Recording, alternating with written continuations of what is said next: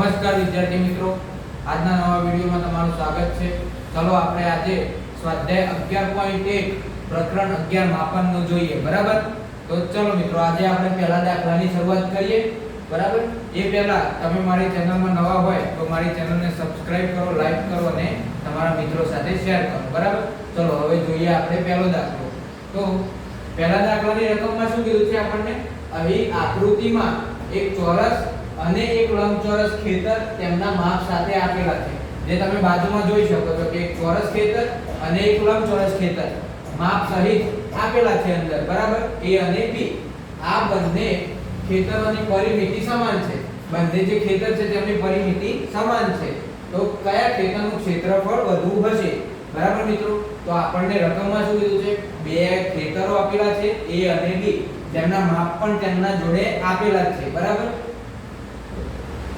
તો માપ જોડે આપેલા છે અને શું કીધું? બંનેની પરિમિતિ સમાન છે અને એના ઉપરથી કયા ખેતરનું ક્ષેત્રફળ વધુ હશે તે શોધવાનું છે આપણે, બરાબર। તો ચલો સૌથી પહેલા શરૂઆત કરીએ આપણે ચોરસથી। ચોરસ ખેતર, બરાબર। તો ચોરસ ખેતરમાં શું કીધું છે મિત્રો? કે ચોરસ ખેતરની પરિમિતિ સમાન છે, પણ આપણે પરિમિતિ પહેલા ચેક કરી જોઈએ, બરાબર। અંદર તેની લંબાઈ કેટલી આપી છે? 60 મીટર તો આપી જ છે, બરાબર। તો ચોરસની પરિમિતિ આપણે જોઈએ, પહેલા તપાસી જોઈએ। ચોરસની પરિમિતિ બરાબર 4 ગુણ્યા લંબાઈ, બરાબર। 4 ગુણ્યા લંબાઈ, જેમાં લંબાઈ કેટલી છે આપણી? 60 મીટર, મતલબ 240 મીટર પરિમિતિ થશે, બરાબર। આની ચોરસની હવે ચોરસનું ક્ષેત્રફળ જોડે શોધી લઈએ।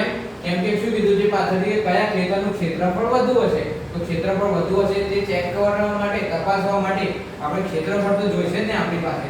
તો ચોરસનું ક્ષેત્રફળ શોધીએ તો ચોરસનું ક્ષેત્રફળ બરાબર લંબાઈ ગુણ્યા લંબાઈ, બરાબર। તો લંબાઈ કેટલી છે? 60, તો 60 ગુણ્યા 60 મતલબ 3600 મીટર સ્ક્વેર ક્ષેત્રફળ મળ્યું, બરાબર। હવે એ રીતે આપણે લંબચોરસની વાત કરીએ કે લંબચોરસ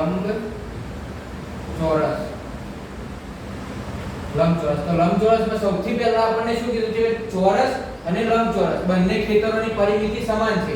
તો લંબચોરસના ખેતરની અને ચોરસ ખેતરની સરખામણી કરીએ, જેથી કરીને આપણે અહીંયા લંબચોરસ ખેતરમાં લંબાઈ આપેલી છે પણ પહોળાઈ આપી નથી, માટે તો પહેલા લખીશું લંબાઈ બરાબર 80 મીટર, બરાબર। અને પહોળાઈ આપણે શોધવાની છે, બરાબર। તો પહોળાઈ શોધવા માટે ચોરસના ખેતરનું પરિમિતિ અને લંબચોરસ ખેતરની પરિમિતિ બંનેની સરખામણી કરશું। તો ચોરસ ખેતરની પરિમિતિ અને આ બાજુ બરાબર લંબચોરસ ખેતરની પરિમિતિ,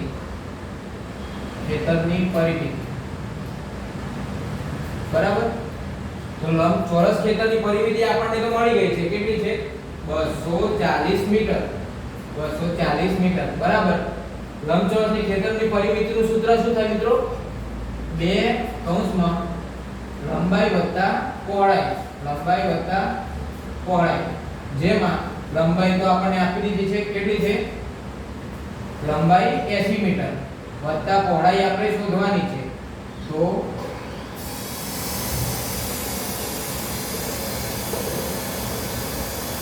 જે પણ થતું હોય એ બધું બરાબરની આ સાઈડ લઈ જાવ। માનો કે ગુણાકારમાં છે તો આ સાઈડ આવશે તો ભાગાકારમાં 240 ભાગ્યા 2 વત્તા બરાબર 80 વત્તા પહોળાઈ, બરાબર। તો 240 ભાગ્યા 2 કેટલા થાય? 120, અને આ બાજુ 80 સરવાળામાં છે, આ સાઈડ આવશે તો બાદબાકી, તો 120 માઈનસ 80 કેટલા થશે મિત્રો? 40। તો પહોળાઈ આપણને કેટલી મળી? પહોળાઈ 40 મીટર, બરાબર।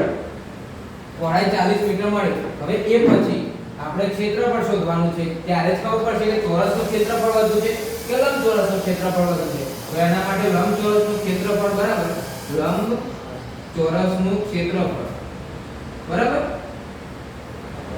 તો લંબાઈ ગુણ્યા પહોળાઈ. લંબાઈ કેટલી છે આપણી 80 ગુણ્યા પહોળાઈ 40 મળી. તો 8 ગુણ્યા 4 એટલે 32. 8 ચોક 32, બે શૂન્ય એડ કરવાની એટલે 3200 મીટર સ્ક્વેર. હવે મિત્રો તમે જોઈ શકો છો કે ચોરસનું ક્ષેત્રફળ વધુ દેખાય છે કે લંબચોરસનું ક્ષેત્રફળ વધુ દેખાય છે? ઓબ્વિયસલી ચોરસનું ક્ષેત્રફળ વધુ દેખાય છે 3600 મીટર સ્ક્વેર. બરાબર. તો નીચે હવે આપણે 3% કરીને લખ્યું કે ચોરસનું ક્ષેત્રફળ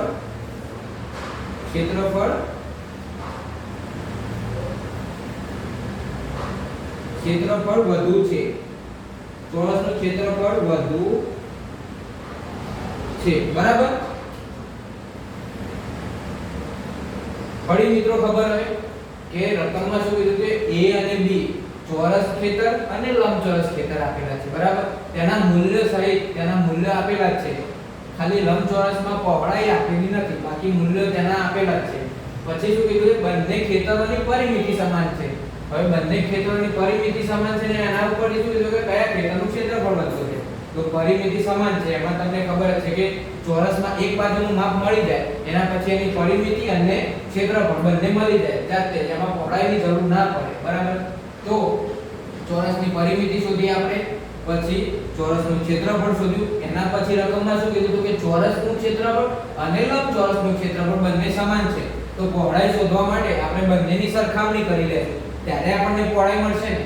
તો સરખામણી કર્યા પછી પહોળાઈ આપણને કેટલી મળી મિત્રો? 40 મીટર. પહોળાઈ 40 મીટર મળી આપણને. એના પછી લંબચોરસનું ક્ષેત્રફળ શોધવું પડશે. કેમ કે આપણે રકમમાં શું કીધું છે કયા ખેતરનું ક્ષેત્રફળ વધુ હશે એ માટે આપણે લંબચોરસનું ક્ષેત્રફળ શોધવું પડશે. બરાબર. તો લંબચોરસના ક્ષેત્રફળનું સૂત્ર શું છે? લંબાઈ ગુણ્યા પહોળાઈ. બરાબર. તો કિંમતો મૂકીએ, કેટલો જવાબ મળે આપણને? 3200 મીટર સ્ક્વેર. હવે તમને મિત્રો અંદર દેખાતું જશે કે ચોરસનું ક્ષેત્રફળ વધુ દેખાય છે કે લંબચોરસનું ક્ષેત્રફળ વધુ દેખાય છે? શેનું દેખાય છે? ચોરસનું ક્ષેત્રફળ વધુ દેખાય છે. તો અહીંયા નીચે 3% કરીને લખી દેશે કે ચોરસનું ક્ષેત્રફળ વધુ છે. બસ આપણો દાખલો પૂરો. તો મિત્રો તમને આ દાખલામાં ખબર પડી કે ના પડી? બરાબર.